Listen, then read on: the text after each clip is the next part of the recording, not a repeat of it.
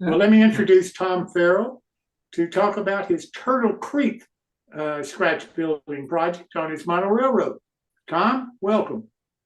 Thank you again for having me. It's always a pleasure to be on. This evening I have, everybody hear me okay, by the way? Yes. Yes. Yes. If I'm not in true voice, I'm just ending my fourth bout with COVID. We should be engaged. I've had it so many times.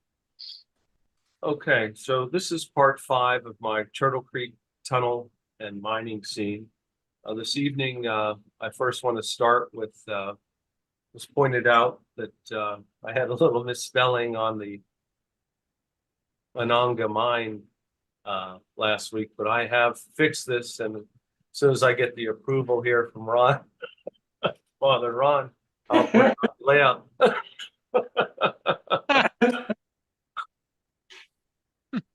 Anyway, little levity there.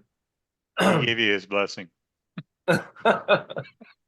Alan Rogers was kind enough to send me a kit of a he calls it Ned's Place, and I did a kit bash of this. And Alan runs New Creations Victorian Railroad Buildings LLC. I urge you to check out his website and look at some of his buildings. This is what he sent me there on the left, and it's an O-scale shanty is what I've turned it into. It's a laser cut kit, and when you take everything out of the package, that's what you see on the right there. I think one of the most interesting things was the roof material. I like to have unique roofs, and this structure is unique onto itself. Not only is that roofing material unique, but it's a round roof. So that's a first for my shanties on the railroad. So the first thing I did is I left everything I didn't cut anything out. I hit it with a weathering mix, this Hunterline blue gray I chose. It's best to leave it in place here to minimize the warpage.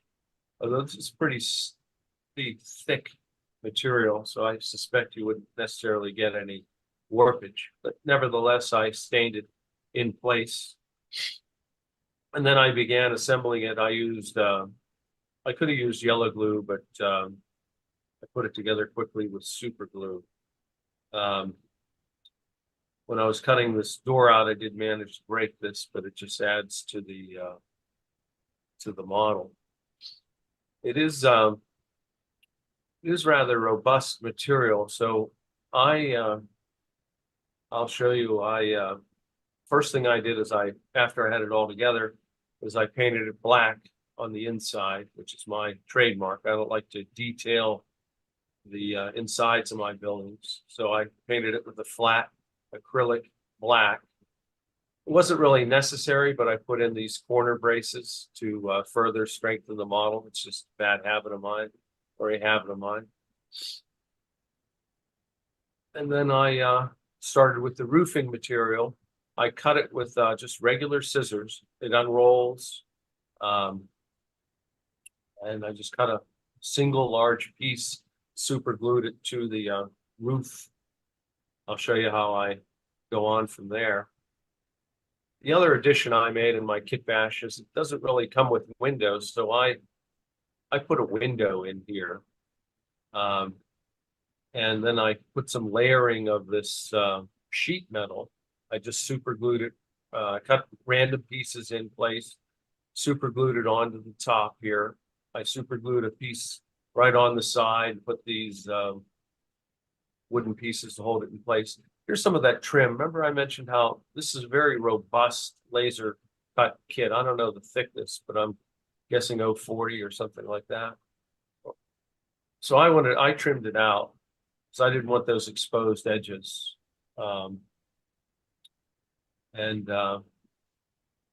This will look kind of crude till we get to the very end, because when you're making a shanty, it doesn't have to be. In fact, the less perfect it is, the better. And the weathering covers up a lot of the you know, like the sins here, if you will. So that's a, that's the roof detail. This is the front.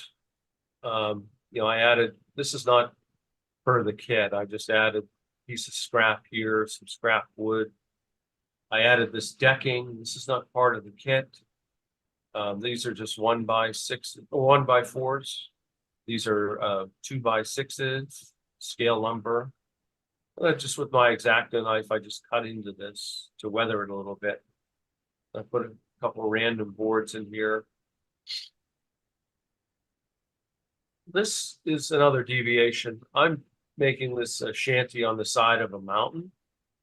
So I built this platform, and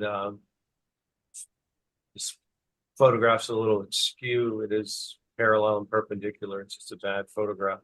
These are 2x10s. This is a pretty robust piece of material. It's an 8x8 material. Then I buried these into the scenery, and then a couple pieces of piece of plywood here and a piece of basswood here. And then I test fit my structure onto the side of the mountain. And it's not painted yet, really, just some base colors here. You can see this is done on design. It is going to be a shanty on the side of a mountain. So I started with my paint. I just took some, actually I sprayed it with my unobtainium rust paint. I painted the sheet metal before I cut it. So I sprayed it with that enamel rust that I have, and then I just splashed it with a acrylic old silver, actually. And I splashed the side of this with a little rust colors and just really sloppy painting here. I'm just trying to get a weathered look. I added these boards here to show that you know, I want to make it look like a shanty.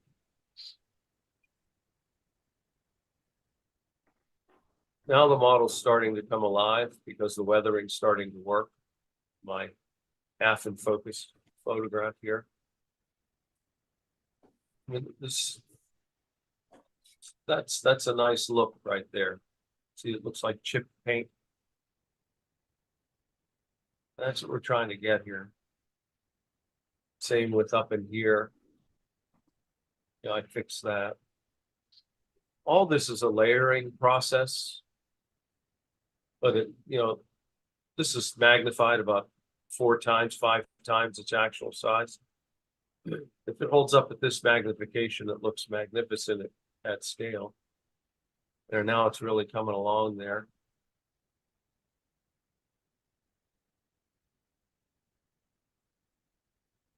Like the look of the structure. It's truly unique. I have about 8 shanties on the layout, and this one truly stands out with its round roof.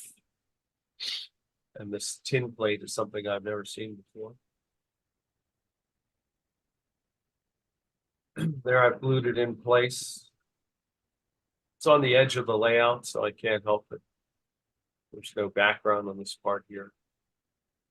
There you go. Now there's the finished model on the mountainside.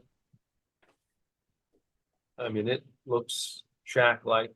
It's all weathered and balanced. There's looking up, you can see the detail of the joists and the flooring. Some of this stuff. Hope Alan likes it. I want to get some comments at the end of this, whether he, there's a nice close-up of the model, shows the roof detail. The addition I made of this railing all the way around so the poor guy doesn't fall off the mountainside. So all in all, it's a very nice, unique laser cut kit. It's relatively inexpensive, and it makes a nice addition to feature on the outskirts of my shanty town. So next I'm going to show you a scratch building a brick road across the main line in returning to the Turtle Creek scene. I'll show you an overview, but this is my Turtle Creek depot up here on the right. This is the water tower on the left. I came to the realization there was no good way to get to this depot from the back side of the depot. So I thought, let a little Imagineering kick in, and we'll just bring a road from the front of the layout, the fascia, across the main line into the depot area in between this water tank and the depot. I use the Larkspur, the Monster Works used brick. It's a very thin material. And so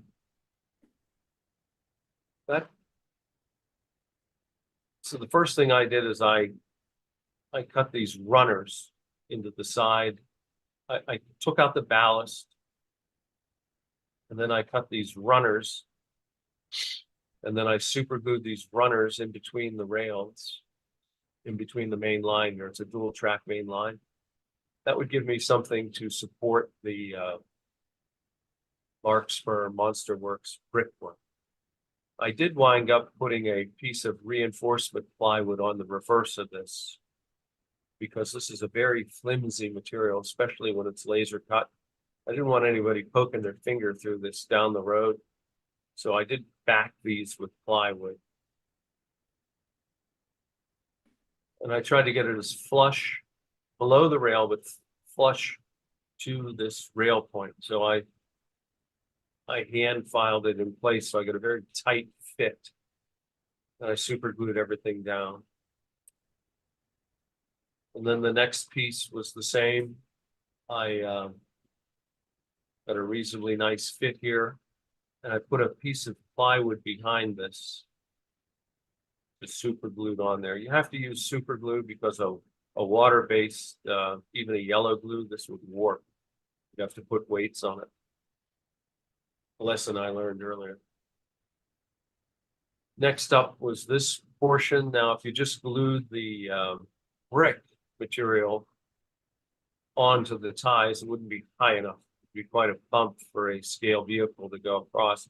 So I put this little 040 spacer. It's just a piece of basswood in between my Pico On30 track, code 100 track. It just fits basically between these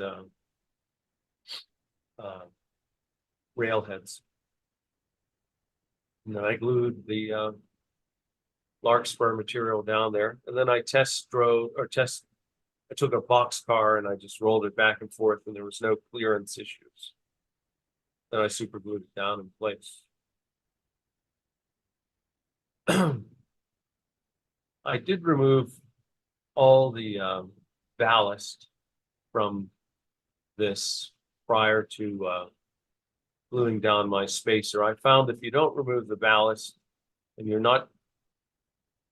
ballast is above these ties, you'll get an uneven, you won't get a good fit, and the little basswood spacer won't adhere to these plastic ties. These plastic ties are hard enough to get anything to stick to them. So I want as much surface area as I can.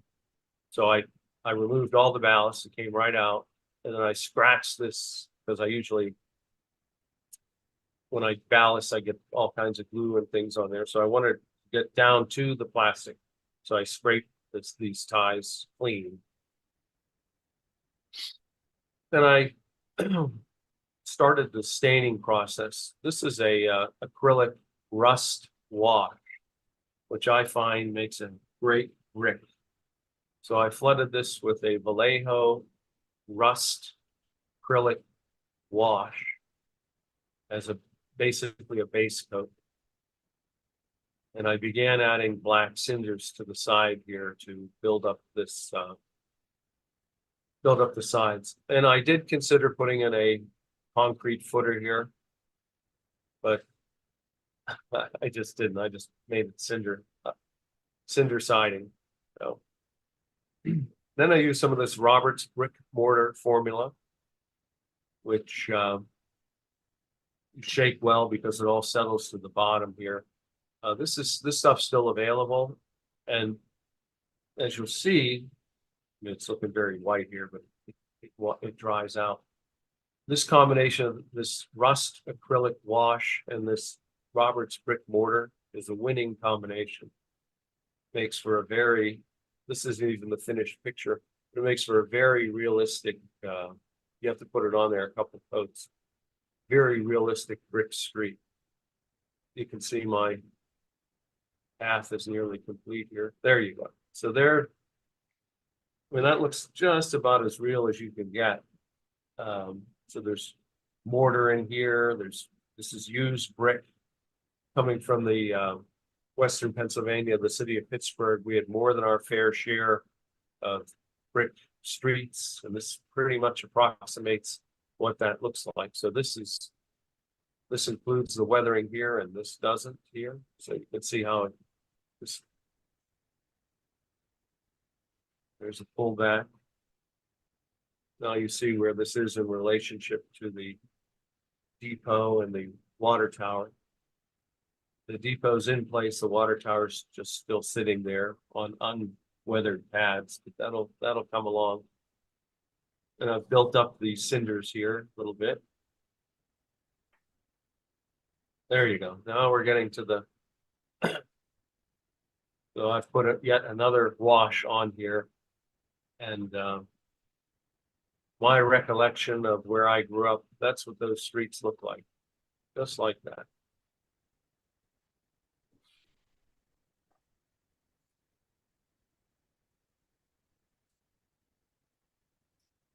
I built up the cinders here.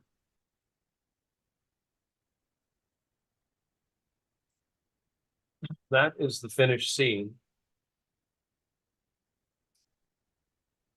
As far as the road is concerned.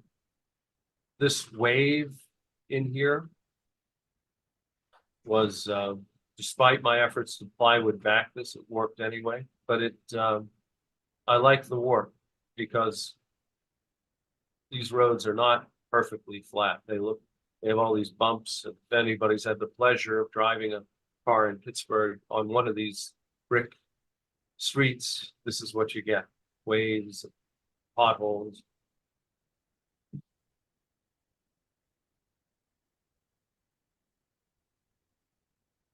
Made for a nice touch.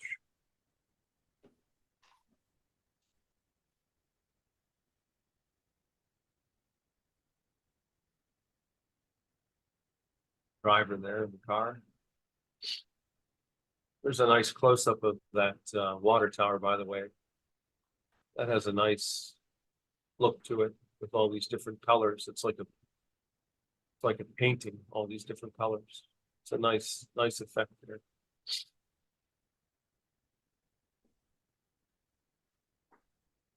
While we're here, I weather the side of my rails. I paint ties and I paint the railheads all by hand, the whole layout. It adds a nice little finished touch to the rails or to the track itself. It's Pico. This is the best you're going to do with it. It's not micro-engineering, but it's much more durable than micro-engineering. It's virtually so robust. It's virtually damage proof, this Pico Code 100. And when you weather the rails and paint it up like this, it doesn't look too bad. All right, that's all I have for you this evening. Beautiful modeling, Tom. Thank you so very much. Thank you for having me. Yes, sir. Thank you for joining us, and thank you. Look forward to seeing you next week. Thank you.